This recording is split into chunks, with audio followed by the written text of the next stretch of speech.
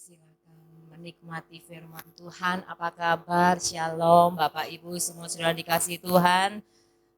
Harapan saya, doa saya, Bapak Ibu, saudara semua dikasih Tuhan, tetap sehat, sehat iman, pengharapan dan kasihnya kepada Kristus. Mari pagi ini kita mau belajar satu ayat yang Tuhan titipkan kepada saya untuk dibagikan di tempat ini. Yesaya 43. Yesaya 43 ayat 18-19. Kalau sudah ketemu, silakan membaca bersama-sama. Yesaya 43 ayat 18 dan 19. Sudah ketemu? Sudah Mas Yono? Oh sudah, oh ada di belakang. Haleluya. Yo, sudah? 1, 2, 3. Firman-Nya, janganlah ingat-ingat hal-hal yang dahulu, dan janganlah perhatikan hal-hal yang dari zaman purbakala. Lihat, aku hendak membuat sesuatu yang baru, yang sekarang sudah tumbuh. Belumkah kamu mengetahuinya? Ya, aku hendak membuat jalan di padang gurun, dan sungai-sungai di padang belantara. Haleluya. Ayat yang dahsyat, ayat yang luar biasa. Ini bulan kedua, tanggal berapa nih? Apakah saudara sudah menikmati 1 bulan kemarin? Ada sesuatu kah? Goncangan kah? Sukacita kah? Oleh lotre kah? Atau dapat apa saudara? 1 bulan belum ada sesuatu ya? Belum ada bom ya? Bom itu macam-macam, ya itu tadi saya ngomong ada lotre, ada sing diberkati, PE habis ini dapat mobil, PE habis ini dapat rumah, pekerjaan, apa kayak ya seperti pagi ini yang sudah Tuhan titip kepada saya ini, mari 19 tekanannya di sana. Lihat, aku hendak membuat sesuatu yang baru. Katakan, sesuatu yang baru loh. Baru loh ya. Baru, ingat-ingat itu. Bukan barang bekas diperbaiki, bukan. Baru. Grace. Jadi nek dapat mobil, grace berarti. Dapat rumah ya grace. Dapat pacar ya pacar. Guyu kabeh sing pacar. Ting-ting kalau maksudnya ngono ya. Nah, lihat aku hendak membuat sesuatu yang baru. Nah, yang sekarang sudah tumbuh. Sekarang ini sudah tumbuh. Kalau firman ini pagi ini sampai kepada saudara di tempat ini, dikatakan yang sekarang sudah tumbuh, ya sekarang memang sudah tumbuh. Loh, sing ngamen Pak Ishak, terus ngoleh Pak Ishak loh. Loh, ini tenan loh, ini ayat dahsyat saudara rugi. Nikmati ya pagi ini ya. Yang sekarang sudah tumbuh, belumkah ya? Itu sing gak amin mau ngene paling. Karo aku. Ini loh. Belumkah kamu mengetahuinya? Kalau sekarang sudah tumbuh, tapi kita nggak ngerti, itu artinya sedang on the way. On the way, bahasanya sekarang OTW. Apa mana? Sedang perjalanan ya, dari surga mau diimpartasikan ke kita. Sesuatu yang baru. Pegang itu. Sesuatu yang baru. Tetapi saya bertanya, Mbak Roh Kudus begini, Tuhan, tapi kok umur ini gak enak, itu gak enak. Kita lihat dulu. Ya, aku hendak membuat jalan di padang gurun dan sungai-sungai di padang belantara. Pertanyaan saya, lapos ya Tuhan, nggawein yang padang gurun, lapos ya Tuhan, nggawein di padang belantara, mau ada apa di depan sana? Ini masih hari awal. Saya bertanya-tanya dan mencoba berdebat. Waktu saya ada di gereja Kalijaten, itu kan banyak orang ya. Nah, waktu sepanjang tahun berlalu, pada sakit semua. Nggak tahu COVID, nggak ada yang diperiksa, ada yang nggak diperiksa, ada yang di rumah sakit 3, yang satu terakhir itu meninggal bukan karena COVID. Sembuh, tapi karena dampak dari minum obat COVID, kayaknya ususnya itu getas, orang Jawa bilang ya, rantas. Jadi mau dipotong, mau diapakan, udah keburu, udah ada. Tetapi bukan karena COVID. Nah, waktu itu saya ngomong sama Tuhan, Tuhan, iki wong sama ini akeh nek biar kabeh ya opo. Wong kemarin kehilangan anak yang 2 meninggal itu aja, kita semua berdukanya luar biasa. Cuma saya dapat ayat janji Tuhan itu, aku akan mempertahankan umatmu. Dan sampai Desember setelah masa COVID itu, dan kita bisa Natalan dengan kemurahan Tuhan, semua sembuh, semua lewat. Jadi Bapak Ibu, kalau 2021 kemarin, sampai hari ini kau masih duduk di kursi ini, itu kemurahan Tuhan. Ada hal-hal yang Tuhan mau kerjakan dalam hidupmu. Mulai anak-anak sekolah minggu sampai lansia. Tuhan mau kerjakan sesuatu yang baru. Sekalipun saya ini oyo-oyoan sama Roh Kudus lah. Tuhan kok burine membuat jalan di padang gurun. Terus Roh Kudus itu lembut tapi guyono ya. Kayak istilahnya itu godo. Ngomong gini. Lah kon sik lumayan tak gawe no jalan. Ya toh? Lah nek jalane buntu. Oh ya Tuhan. Nurut nek gitu. Nah, kita belajar dari satu kisah Abraham. Nanti yang kita banyak baca di kitab Daud, kita banyak baca Alkitab ya. Abraham saya mau cerita dulu.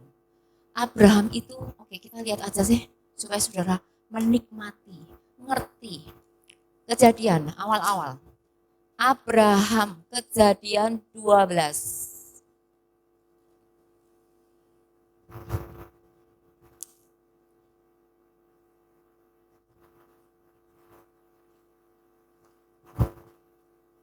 Kalau saudara mau menikmati sesuatu yang baru, yang Tuhan sudah tumbuhkan, itu akan mampir di hidupmu. Saudara belajar di kisah 2 orang ini, Abraham dan Daud.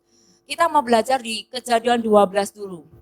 Berfirmanlah Tuhan kepada Abraham, pergilah dari negerimu, dari sanak saudaramu, dan dari rumah bapamu ini ke negeri yang akan kutunjukkan kepadamu. 4. Lalu pergilah Abraham seperti yang difirmankan Tuhan kepadanya. Dan Lot pun ikut bersama-sama dengan dia. Abraham berumur 75 tahun ketika ia berangkat dari Haran. Abraham pertama, saudara tahu di Ur-Kasdim itu tempat penyembahan berhala. Jadi Abraham itu belum kenal Tuhan. Tetapi ketika Tuhan datang menghampiri dia, Abraham, kamu pergi dari sanak saudaramu, pergi ke tempat yang kutunjukkan. Enggak ngomong loh ya. Misalnya nanti ngomong sama Septi, tolong pergi ke sana ya. Lu nang di Pak Yusak, nang di Bu Melan. Kesana apa kok ke sana? Lu nggak kira-kira Septi? Ya pokoknya jalan no. Nah kalau saudara lihat peta perjalanannya Abraham itu dari bawah itu dia puter gini, menggok mana kayak gitu. Nah Abraham itu satu yang saudara harus tangkap ini, taat, nggak ngomong nang di lapo, aku nggawa opo. Nah karena ponakannya itu Lot bersama dia bawa. Kedua, kita lihat dulu ayat yang ke-10. Ketika kelaparan timbul di negeri itu, pergilah Abraham ke Mesir untuk tinggal di situ sebagai orang asing, sebab hebat kelaparan di negeri itu. Bukankah ketika Abraham taat kepada Tuhan tidak ada tantangan? Buktinya ini ada kelaparan. Belum lagi kalau sudah lihat pasal 13, Abraham dan Lot itu berpisah karena mereka terlalu sesak tempat tinggalnya. Dan Abraham itu ngalah, nih Lot kamu milih dulu. Abraham mengalami berbagai musim. Sama dengan Daud ketika dia dalam ketaatannya. Nah Tuhan itu bicara seperti puzzle, ngerti? Ngerti bongkar pasang? Kalau ini misalnya buku ini ya, ini ada buku ini. Ini aja contoh, saya kasih contoh. Loh kita sini sopo dek ini. Lah ini misalnya disobek sedikit gini. Nah nih ya. Nih. Nah nanti ini disobek semua kan ya. Ngomongnya satu-satu. Waktu Tuhan ngomong di pasal 12. Abraham pergilah ke tempat yang akan kutunjukkan kepadamu. Ketika Abraham tiba di tempat di mana Tuhan tunjukkan di sana. Puzzle ini kepasang satu. Taat ya. Ya. Kemudian tiba kelaparan ayat 10. Dia disuruh pergi ke Mesir. Ini ketangkap di sini. Tapi belum terjadi apa-apa. Nah, pasal 13 setelah dia berpisah dengan Lot, ayat ini. 13, kita urut ya, Kejadian 13 ayat 14. Setelah Lot berpisah daripada Abram, berfirmanlah Tuhan kepada Abram, pandanglah sekelilingmu dan lihatlah dari tempat engkau berdiri itu ke timur dan ke barat. Ini cerita perjanjiannya. Terpasang lagi satu pusel ini lagi, sopean berikutnya. Terpasang lagi ini kayak gini. Tuhan gak ngomong langsung, Abram, pergilah dari tempatmu. Nanti kamu ke tempat yang namanya Haran. Nanti kamu di sana kerjakan ini, kamu bertani, lakukan ini, kamu punya anak seperti ini. Enggak loh. Dalam ketaatannya dia berangkat mengikuti pimpinan roh. Saudara pertama bisa berangkat dalam ketaatan. Tetapi ketika badai itu datang, ketaatanmu akan diuji. Engkau bisa tidak taat dan engkau bisa tidak setia. Engkau bisa goncang, khawatir, gentar dan sebagainya menghantam engkau sehingga luntur ketaatanmu. Yang kedua, setelah Abram taat, dia sangat percaya. Dia nggak ngerti batas waktu mau dikasih anak umur berapa. Tuhan cuma ngomong, tanah ini akan kuberikan kepadamu oleh keturunanmu yang banyaknya seperti pasir di laut dan seperti bintang di langit. Dia cuma kerjaannya menghitung bintang untuk menghibur dirinya sampai janji itu digenapi. Sampai dia diizinkan jatuh menikahi budaknya. Bukan keinginannya, keinginan istrinya, dia nggak berdaya. Ada ujian, ada badai yang dia lewati bersama. Kejadian 15, kita lompat lari. Lalu Tuhan ayat 5, lalu Tuhan membawa Abram keluar serta berfirman, coba lihat ke langit, hitunglah bintang-bintang jika engkau dapat menghitungnya. Maka firman-Nya kepadanya, demikianlah banyaknya nanti keturunanmu. 6 ini dikatakan, lalu percayalah Abram kepada Tuhan, maka Tuhan memperhitungkan hal itu kepadanya sebagai terus nanti dia akan diuji, sudah punya anak-anaknya diminta, terus dia akan diuji. Tetapi di tengah-tengah itulah ketika ketaatannya dibayar, ketika dia percaya kepada Tuhan, pasal demi pasal ini terbentuk sampai genap janji yang digenapi Tuhan dalam hidupnya. Kalau dia tidak taat, tidak datang pasal kedua. Karena Tuhan tuh ngomongnya baru detail setelah dia nurut sampai di satu titik tertentu, baru lengkap, visinya jelas. Setelah dia pisah dari Lot, setelah dia percaya ngomong-ngomong sama Tuhan, Tuhan baru ngomong dari sini loh, tanahmu, dari ujung sana sampai ujung sana, baru ngomong. Berarti ya Bapak Ibu, ketaatan itu berangkatnya dari nol. Engkau di satu titik berangkat, iya Pak, iya Tuhan. Tapi di tengah-tengah itu akan ada ujian. Disitulah Tuhan menciptakan sesuatu yang baru. Kita buka dulu Daud. 1 Samuel 23 ayat 2. Yang ketemu baca. 1 Samuel 23 ayat 2.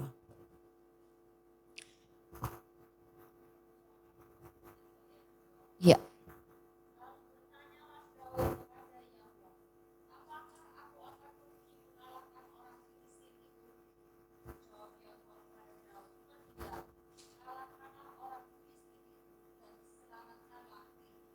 Daud ini juga mengalami berbagai musim dalam hidupnya. Dari kecil dia mengalami penolakan. Dia itu memelihara kambing yang cuma 2-3 ekor. Saudaranya pesta makan dia nggak diundang. Sampai dia kepahitan. Terus dia ini nganggur-nganggur bawa kambingnya sampai ke tebing-tebing. Ketemu singa, tukaran ambil singa. Ketemu beruang, dia bertengkar sama beruang. Dia cuma melakukan itu dalam, nggak tahu dia ini masih kecil, masih remaja. Dia ini kecewa tak, percaya tak, apa Alkitab tidak mencatat. Tiba-tiba Tuhan membawa dia ke medan Goliat. Dari situlah baru dia mengerti sesuatu yang baru Tuhan kerjakan ketika di masa-masa dia mengalami penolakan dan dia bereaksi benar. Daud sepanjang umur hidupnya dari kecil walaupun penolakan, dia mencari Tuhan. Makanya dia bisa bikin mazmur, Tuhanlah gembalaku. Dia mengembalakan kambing domba. Pada waktu dia ada di medan pertempuran, ini dia di Kehila ceritanya. Dia tanya sama Tuhan, akan tak kejarkah? Akan tak lawankah? Dia selalu bertanya step by step kepada Tuhan. Selalu mencari Tuhan, berpaut kepada Tuhan. Makanya ketika dia ada di medannya Goliat, dia ngomong gini, cuma Goliat. Itu beruang kalau tak pegang janggutnya gini tak hajar habis, mate apalagi Goliat. Tetapi kalau Daud tidak mengerjakan hal kecil dalam hidupnya, dia tidak setia dengan kambing domba yang cuma 2, dia tidak akan ada di medan Goliat dan dia tidak akan dibawa ke istana raja. Tetapi ketika dia masuk di istana raja, kembali medan pertempuran, musim demi musim dia alami. Diganggu mertuanya, dibenci Saul. Kenapa? Ketika dia mengalahkan Goliat, itu perempuan Israel sing uayu-ayu ngomong apa? Daud berlaksa-laksa, Saul beribu-ribu. Iri hati gak sih? Jadi Saul, aku kira jorek. Kok beribu-ribu sih tak kalah no. Daud berlaksa-laksa, akeh Daud.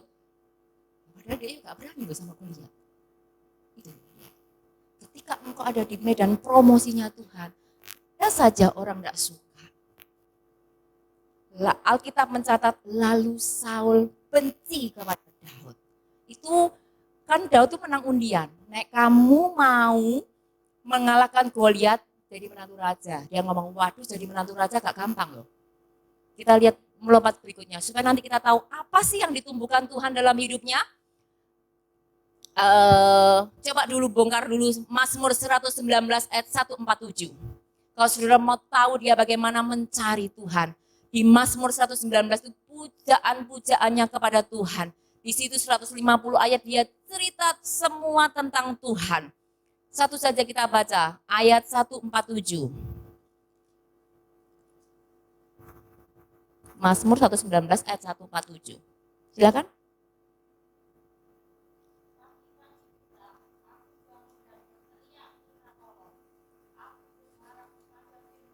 Nah, pagi-pagi buta, Daud itu bangun, kalau cari Tuhan itu pagi-pagi buta.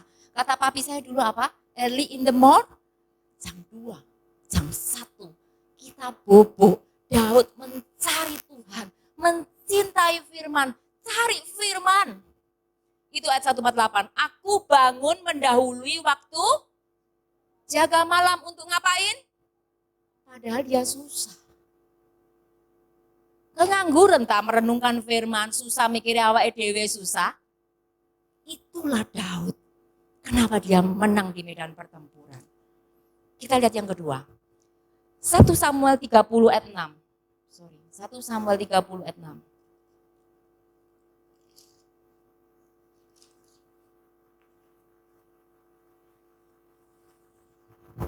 Yuk. Banyak baca Alkitab ya, supaya saudara mengerti ceritanya ini gimana.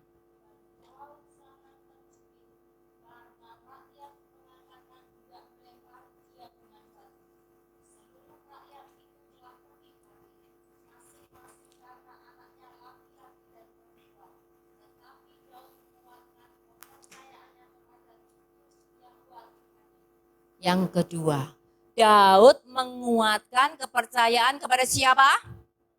Dia itu pertama percaya. Tetapi ketika dikatakan Alkitab ngomong Daud terjepit, itu butuh kekuatan menguatkan kembali kepercayaan kepada Tuhan. Sebab di masa-masa itu dia gentar.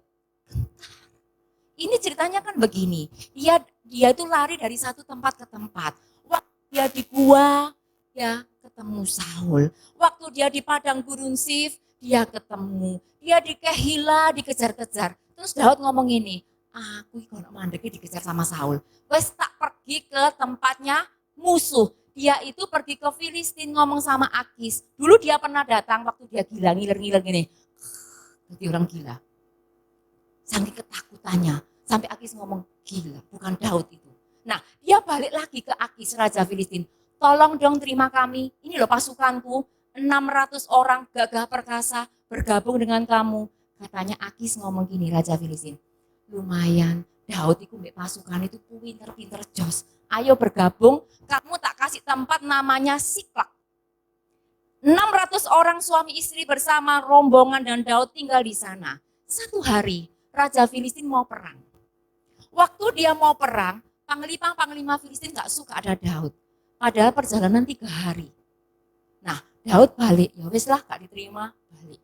Waktu balik ke tempatnya, Siklak dibakar habis. Istrinya, anaknya, semua yang perempuan, anak-anak ditawan, semua dijarah habis. Alkitab menulis ayat 6, dan Daud sangat, ayat 4, lalu menangislah Daud dan rakyat yang bersama-sama dengan dia itu dengan nyaring sampai mereka tidak kuat lagi, saking susah. Bayangkan saudara pergi, saudara balik, anak saudara keluarga tidak ada. Ditawan musuh. Daud mau dilempari batu sama pasukannya. Tetapi Tuhan ngomong, kejar kembali.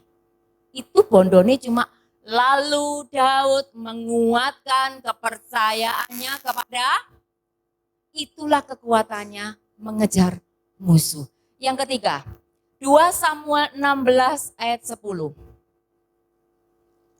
2 Samuel 16 ayat 10. Yo, banyak baca kitab. 2 Samuel 16 ayat 10. Ya.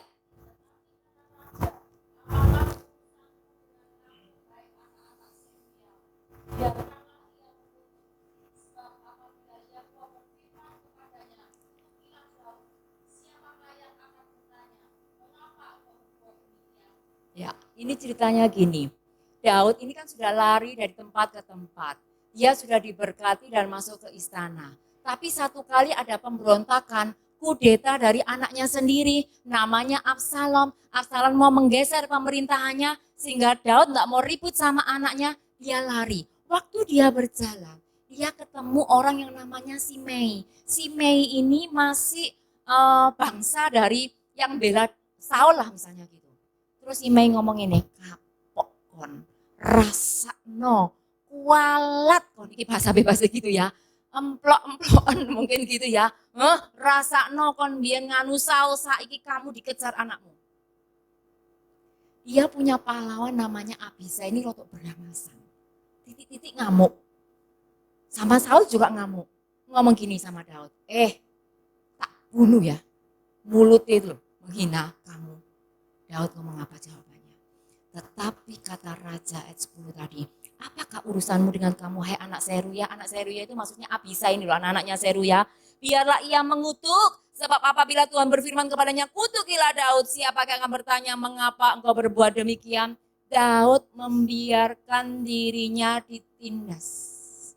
Makanya Mazmur mengatakan begini Mazmurnya, tertindas itu baik bagiku, sebab aku belajar hukum-hukummu. Sangar tau Daud, kita nak tertindas bisa ngomel nggak? Daud itu ngomong gini, nggak apa-apa. Artinya apa? Daud menjaga mulutnya tetap benar di hadapan Tuhan. Kalau engkau mau menikmati sesuatu yang baru, jagalah perkataanmu. Selain pertama kita belajar dari Abraham, taat dan percaya. Kita belajar dari Daud itu mencari Tuhan, menguatkan kepercayaannya. Yang berikutnya menjaga perkataannya. Berikutnya dia menjaga perilakunya. Lewat satu peristiwa di 1 Samuel 24 ayat 7.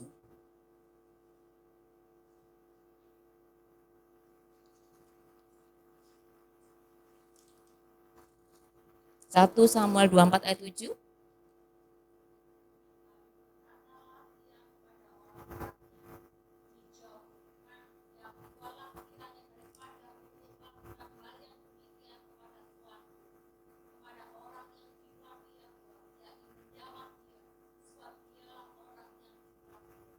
Ya, ini ceritanya Saul permisi ya, buang hajat, BAB di gua.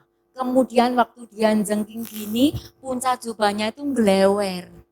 Ngerti ngelewer? You know ngelewer? Nah, itu sama Daud dipotong. Serius.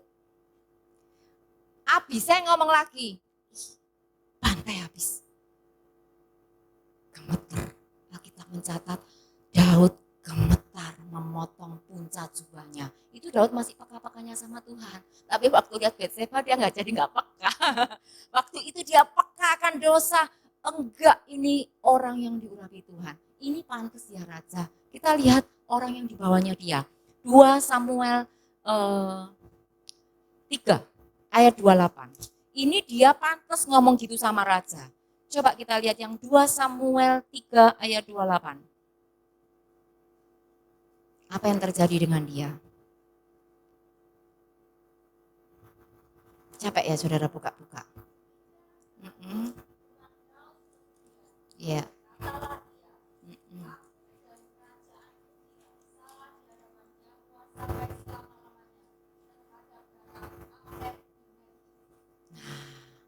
Abner ini panglimanya Saul. Panglima perang tertingginya Daud itu Yoab. Jadi Saul punya kekuatan Abner, Daud punya Yoab. Tapi ketika Saul mati, Abner ini kan ikut anaknya Saul pasti. Dia kecewa sebab dia diolok sama anaknya. Kita nggak bicara itu. Akhirnya Abner ini nyebrang, pindah berpihak ke Daud. Daud, Alkitab mencatat, menerima persahabatan kembali kepada Abner. Dia tidak curiga.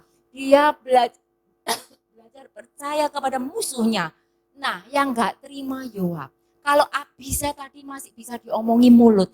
Ini Yoab langsung bertindak. Dia geret pelan-pelan dirangkul Abner gini. Yuk ke samping. Ya apa kabarmu? Paling saya bayang ngono ya. Saya ini kan suka berhalu membayangkan firman Tuhan. Ya apa mau saya nggak ada di zaman itu. Yuk sini. Ya apa kabarmu? Saya ki apa? Kabare bakso piro regane ngono mungkin ya ngomong-ngomong langsung ditusuk.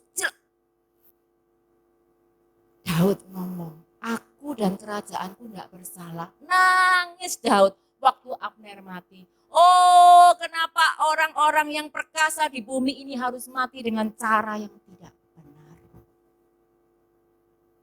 Daud menjaga perilakunya, perbuatannya tidak menyimpang dari kebenaran.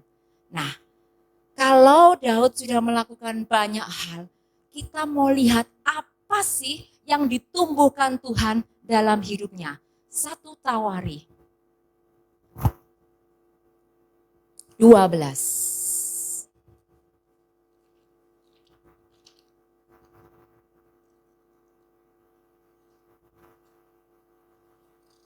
Saya bacakan ya. 1 Tawari 12, pengikut-pengikut Daud di Siklag. Ini mau cerita sebagian kecil pahlawannya Daud. Ayat 2.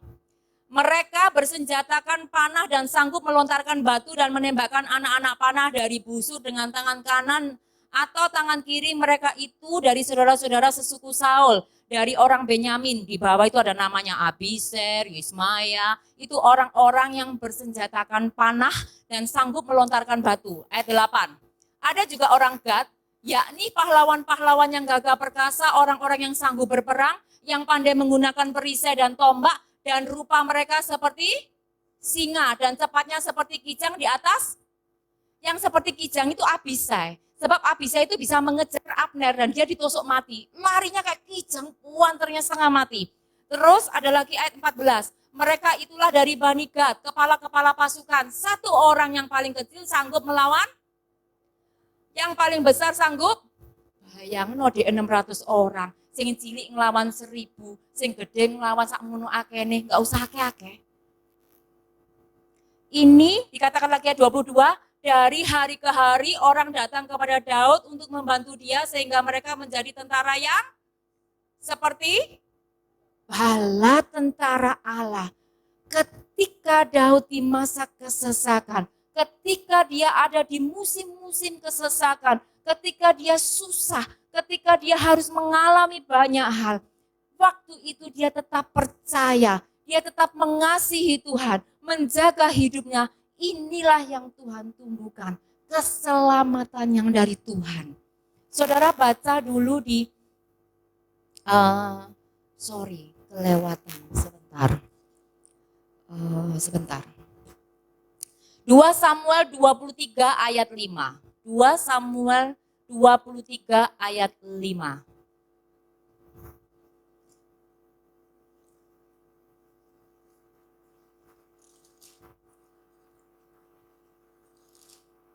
Saya bacakan ya. Bukankah seperti itu keluargaku di hadapan Allah, sebab ia menegakkan bagiku suatu perjanjian kekal, teratur dalam segala-galanya dan terjamin. Itu yang Tuhan tumbuhkan. Sebab segala keselamatanku dan segala kesukaanku, bukankah dia yang inilah yang ditumbuhkan Tuhan. Keselamatan dan kesukaanku. Keselamatannya itu apa yang tadi saya baca? 1 Tawari 12. 1, itu bicara tentang keselamatan, pemeliharaan, keamanan, perlindungan. Daud dikelilingi, ini belum loh ya. Ada lagi orang yang jarinya 6, ya, ada kan jarinya 6, kakinya 6. Dia punya pasukan itu. Dia punya pasukan yang gagah perkasa. Ada pasukan Triwira. Kalau dia ngomong, aku kepingin minum, langsung Triwira ini nyebrang ke musuh, ngambilkan dia minum. Pokoknya Daud dikelilingi orang-orang yang gagah perkasa. Itu keselamatan. Kita lihat apakah makannya Daud juga dipelihara? Kita lihat di 2 Samuel 19. Maju ya. Ini kan di pasal 24. 2 Samuel 19 ayat 32. Ayo baca. 2 Samuel 19 ayat 32.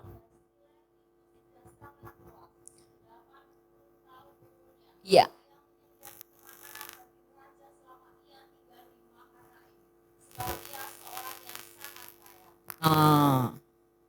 Makanan Tuhan sediakan, padahal dia isoro loh. Dia dari tempat ke tempat kayak preman. Dia nggak punya tempat waktu lari-lari. Tapi ini orang sampai umur 80, namanya Barsila, ini keren banget. Hei para lansia, Mas Jono umur piro? Berapa? Hah? Burung koyok Barsila. Pak Min. Burung koyok Barsila. Ini loh sampai 80 tetap melayani, mengasihi Tuhan. Jangan khawatir, oh aku nek wis tuwek gak lapo-lapo. Jangan salah. Engkau di masa lansiamu pun Tuhan sanggup menumbuhkan sesuatu yang baru dalam hidupmu. Jangan merasa, aku wis gak iso apa-apa wis tuwek. Oh tidak, Barsila dikatakan sampai umur 80 kasih makanan raja. Simpel kan? Gawe capjay, gawe iku, ngono tok kerjaane Barsila itu. Dan Daud tuh ngomong gini, aku wis enak, ayo melok aku, kata Daud. No, enggak, aku sudah mau mati. Anakku aja bawaan. Barsila menggenapi panggilannya, memberi makan raja. Itu yang Tuhan tumbuhkan. Terus kita mau lihat, apa sih kesukaan yang ditumbuhkan Tuhan dalam hidupnya Daud? Kita lihat ya. Mazmur 40 ayat 9.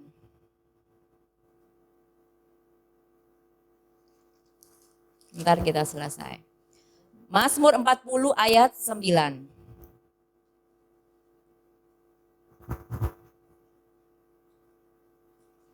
Yuk.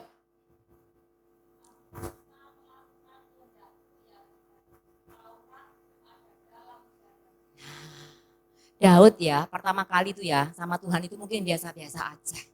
Waktu dia mengalahkan Goliat itu dia senang, oh aku dapat menantu raja, dapat undian. Lama-lama kesukaannya dia, kecintaannya akan Tuhan bertumbuh sampai sangat kuat. Sampai Mazmur ngomong gini, cinta akan rumahmu, menghanguskan. Ya, saking dia mencintai dia itu, kalau saudara mau tahu bagaimana dia itu sama firman Tuhan ya, mencintai firman di Mazmur 119 itu bacaan semua. Waktu tali-tali maut membelenggu aku, hidupku tinggal sejengkal. Karena dia pernah mengalami peristiwa waktu dia sudah ada di, kalau nggak salah di Kehila atau di padang gurun Sif itu ya. Allah, Saul itu tinggal bunuh dia di seberang situ. Tapi tiba-tiba ada suara dengar, Pak Saul balik, Filistin nyerang. Balik, kasih mati. Makanya dia nulis gini di Mazmur, tali-tali maut itu menjerat aku, hampir sejengkal saja umurku. Banjir-banjir jahanam itu mengikat aku, tetapi aku merenungkan firman Tuhan. Ini loh yang Tuhan tumbuhkan. Ketika dia mengalami situasi buruk, dia tambah mencintai firman. Jadi kita harus sepakat ya, apapun kondisi kita, baik nggak baik, suka nggak suka, dompetnya kosong, akeh isine, apapun oleh lotre, gak oleh lotre, bangun tidur baca setuju ya? Itu nanti seperti Daud. Kecintaanmu akan firman Tuhan akan ditumbuhnya. Makanya ayat 9 itu dia bisa ngomong, aku suka melakukan, tetapi kita sering melakukan kehendak kita. Makanya kita jadi payah sendiri. Aku suka melakukan kehendakmu, Tauratmu ada dalam dadaku. Dia nggak pusing dengan segala macam musim hidupnya. Dia cuma mikir Tuhan. Kata-katanya di Mazmur 119, waktu musuh menjepit aku merenungkan firman-Mu, aku merenungkan janji-Mu. Berarti ada kuasa ketika saudara merenungkan firman Tuhan. Karena itu akan membongkar pikiranmu yang salah, melakukan hal-hal yang di luar pikiranmu. Nah, kenapa sih Tuhan mau bikin jalan baru buat saudara? Kita lihat Mazmur 142 ayat 4. Mazmur 142 ayat 4. Yuk.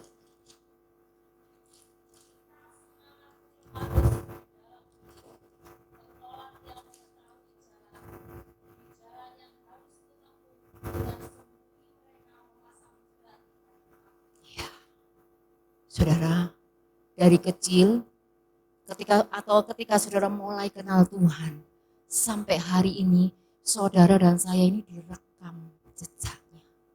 Saudara bubuk, iblis kerja loh siang dan malam. Saudara santai-santai nge-mall, dia kerja loh siang dan malam. Pokoknya harus mati kita ini, harus dihancurkan, harus melok dia ke neraka. Ya opo cara nih, saudara dibuat malas ke gereja, saudara dibuat malas baca Alkitab, saudara disuruh ngomel, saudara disuruh putus asa, saudara disuruh menunda pekerjaan, saudara harus tersinggung, saudara harus marah-marah, saudara harus kehilangan pengharapan. Itu cara jerat musuh. Makanya dia ngomong, ketika semangatku lemah lesu di dalam diriku, engkaulah yang mengetahui jalanku. Tuhan yang tahu, kita sudah direkam oleh musuh jejak kita. Besok, sekarang dia sabar, besok dia pasti marah. Dia sudah hafal sama kelakuan kita. Sekarang aku murah hati, besok aku tunggu dulu, pelit. Terus dibaca. Mari gini kita ke sana, mari gini kita ke sana. Mari ini pasti turu arek gini mau Alkitab. Kan gitu. Ya? Kan gitu. Wes, kono mamai main game sampai malam. Duh, arek loro langsung noleh. Kan gitu. Jeo ini, Jeo mami pergi ya. Dadah mami. Yes. Gitu katanya Jeo. Oh enggak ya. Enggak terima lo. Iblis sudah tahu. Waktu saya marahi dia, kamu kenapa? Enggak tahu. Jeo yang enggak ngerti kenapa kok Jeo mikirkan YouTube. Lihat itu. Iblis ngerti kelemahannya Jeo itu ada di pikiran. Dia kalau sudah lihat ya, dibawa sampai tidur. Nanti ada lagi kelemahannya orang, malas. Nunda pekerjaan, pasti tidak dikerjakan. Itu sudah direkam. Nah, Tuhan tahu jerat itu akan dipasang kepadamu. Tahun ini juga. Makanya dia mau bikin sesuatu yang baru. Kalau engkau tidak melekat sama Tuhan, engkau nggak ngerti sesuatu yang baru itu apa. Nanti kalau kita diizinkan semua, mungkin global mengalami gempa bumi, bencana alam, mau tsunami, mau gunung meletus, mau ada sakit apa, misalnya secara global, reaksilah yang tepat. Tetap setia, tetap percaya, jaga mulutmu, jaga perilakumu. Disitulah Tuhan memberi engkau sesuatu yang baru. Misalnya contoh, ini saya sudah melewati soalnya, tapi saya ngomong gitu Tuhan, tahun ini sesuatu lagi yang baru, sing spektakuler, baik itu dalam pelayananmu, kehidupan rohanimu mungkin loh ya. Tuhan, aku akan berdoa dengan cara yang berbeda. Tuhan, aku mau baca Alkitab dengan caramu. Aku mau sesuatu yang baru, yang ilahi. Pas saudara baca itu, hikmat itu turun. Itu sesuatu yang baru. Engkau dulu baca biasa-biasa aja. Tahun ini sesuatu yang baru dikerjakan dalam hidupmu. Baca ini rasanya, sampai saudara meluap-luap rasanya. Saya waktu disuruh keluar dari pabrik emas itu sebenarnya protes keras sama Tuhan. Tidak tahu kalau saya ini mau jadi bakul roti sampai lembung koyong ini. Iya naik 10 kilo saya ini, susah ya pacaran di Nurono. Saya baru mikir dapat ayat ini. Iya Tuhan ya aku ini lho ragi gak ero goblok teko gak ero terigu iku sing kaya apa sing protein tinggi bla bla bla gak ngerti kok saiki aku iki dodolan sesuatu yang baru padahal wingi aku ketindes-tindes loro ati mangkel sakit hati wis kudu minggat tapi melayu gak karuan.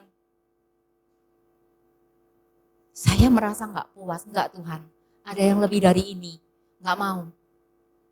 Jadi ingat ya, kalau engkau sakit misalnya, oh Tuhan aku kok sakit, berhenti tidak berbuat dosa lagi, saudara menikmati bersama Tuhan, nanti saudara dapat spare part yang baru. Keuanganmu tahun-tahun sebelumnya morat-marit, tadi firmannya dikatakan apa Yesaya? Janganlah lihat hal-hal yang wis kadung sing wis ya wis sudah tutup. Oh, biar aku boros salah menggunakan keuangan sampai hutangku akeh. Tahun ini pun hutangmu bisa dilunaskan. Pokoknya engkau bertobat mengatur keuanganmu dengan baik. Minta Tuhan cara. Bukan caramu loh ya. Kayak saya gini, Tuhan aku gitu utang omahku tak dolae, mari ngono aku tuku omah cilik-cilik, oleh mobil, mari ngono aku kate ngemper, dodolan ngene ngawur pikiranku dulu itu. Sampai hari ini sampai ngemis-ngemis gede loh, omah gak payu. Bayar hutangnya dari roti. Itu cara Tuhan. Loh iya. Itu sesuatu yang baru. Pikirku yo, lah enak sih, punya oma, wong aku gak pinjem-pinjem siapa. Tuhan tuh enggak, jadi Tuhan. Gak kirakan baik Tuhan. Dirungono enggak. Yo doa sing lain kok dirungono iki belas tidak bergeming. Apa enggak kurang jalan Tuhan? Gampang 2M itu kecil. Pikirku tak bayar, aku tuku mobil itu suka karu-karuan pikirannya lah pikiranmu nduk jarine Roh Kudus. Tuhan, roti lho payune receh kayak bayar utang sing kena apa oh. Makanya Tuhan ngomong, aku menciptakan di padang belantara. Sungai-sungai memancar dari padang gurun, itu Tuhan. Nek kamu bisa bayar hutang karena kekuatanmu, itu duduk Tuhan. Ya, karena kekayaan orang tuamu atau hasil pekerjaanmu, engkau bisa seperti ini dan itu bukan Tuhan. Waktu saya keluar dari pabrik emas, saya ke Swiss, itu Tuhan. Gratis, tis, sak visane. Sak duit sangune. Waktu di Korea itu saya oleh duit teko waktu di ketemu orang itu ini loh diberikan coklat untuk Anya kata tuh kono coklat tak kayak sangu. Kayak apa mangan coklat yo? Kayak sangu. Tuhan itu sampai kayak gitu. Seperti Daud, sak makanan dia pelihara. Jadi jok khawatir. Bahkan saudara dapat bonus, iso makan bakso, iso tuku TOT, iso tuku terang bulan itu bonus. Sebab makanan pokok kita kan cuma nasi kan gitu aja sama tempe cukup kan ya. Kalau saudara masih bisa beli hal yang lain, saudara masih bisa lakukan ini dan itu, cuci mata sedikit-sedikit, itu bonus. Apalagi saudara sehat sampai hari ini. Sesuatu baru, terakhir sekali, Mazmur 40. Ada orang-orang yang mengasihani dirinya. Hati-hati dengan ini. Saudara merasa Tuhan tidak adil, saudara harus lihat ini. Enggak apa-apa ya. Hanya sedikit, jarang ketemu saya. Nanti kalau saya pergi lagi sudah tidak ketemu saya. Tapi wedi aku paling wedi di swab, kurang tahu di swab siapa sih di swab. Aduh loro ya, haleluya ya. Kita buka, kok salah sih, maafkan Yesaya 40, maaf. Sedikit ya Bapak Ibu, ini mau perjamuan suci Pak. Bentar ya. Terakhir sekali, coba saudara dikuatkan dengan ini. Mulai 12, kita mau lihat seberapa hebat Tuhan kita. Mazmur 40:12. Siapa yang menakar air laut dengan lekuk tangannya dan mengukur langit dengan jengkal? Menyukat debu tanah dengan takaran? Menimbang gunung-gunung dengan dacing? Atau bukit-bukit dengan neraca? Siapa yang dapat mengatur roh Tuhan atau memberi petunjuk kepadanya?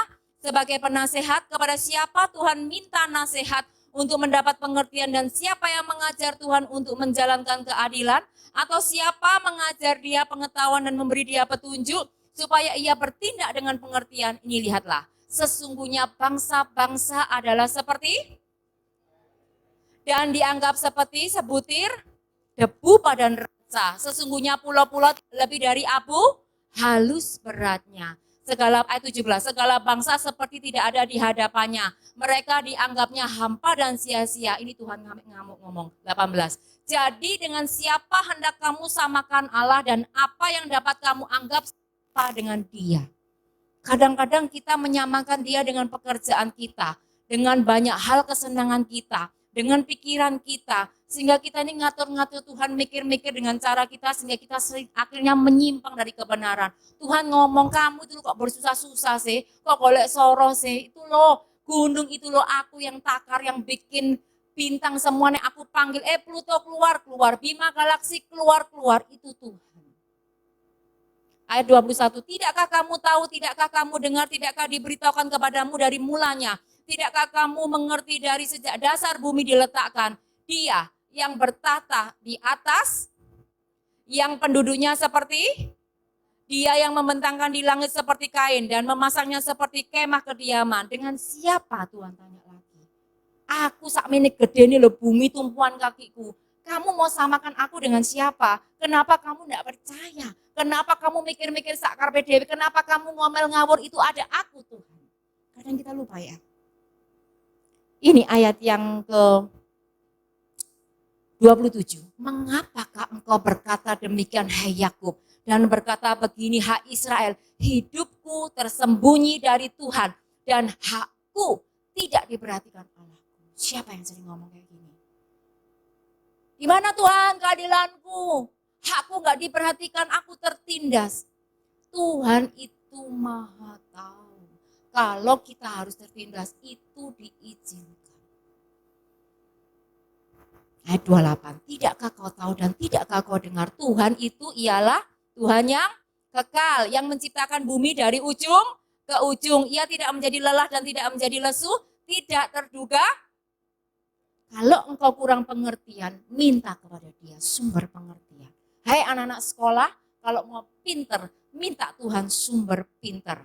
Dia memberi kekuatan kepada yang lelah dan menambah semangat kepada yang tiada berdaya. Orang-orang muda menjadi lelah dan lesu dan teruna-teruna jatuh tersanggung. Tetapi, ayo sama-sama, orang-orang yang menanti-nantikan Tuhan mendapat. Mereka seumpama Raja Wali yang naik terbang dengan kekuatan sayapnya. Mereka berlari dan tidak menjadi lesu. Mereka berjalan dan tidak menjadi lelah. Jika saudara menanti-nantikan Tuhan, tahun ini mau terjadi apapun, engkau dapat kekuatan baru. Engkau dapat jalan baru. Mungkin orang sana sini pontang-panting cari solusi. Kemarin minyak aja sudah naik, kita heboh. Telur naik, ayam naik, kita semua heboh ketakutan. Minyak begitu turun langsung ya berlari-lari. Koyok wong digedolan aja rasanya kita ini ya. Kesana kemari nggak karuan. Tetapi tetap jalan keluar, dapat minyak ya Bu ya. Goreng tempe toh sampai hari ini? Goreng. Makan lombok toh, katanya berambang mahal ya. Pakai berambang masih? Masih Bu Sugeni? Ayo. Berarti tetap ada jalan di dalam Tuhan. Ayo nyanyi. Orang yang berharap Tuhan diperbarui kuatnya, terbang tinggi dengan sayap burung nasar, berlari tiada penat, berjalan tiada lelah. Ajarku harap kau Tuhan. Orang harap Tuhan, orang yang berharap. Saya kembalikan Pak Yusak. Ruh kuatnya terbang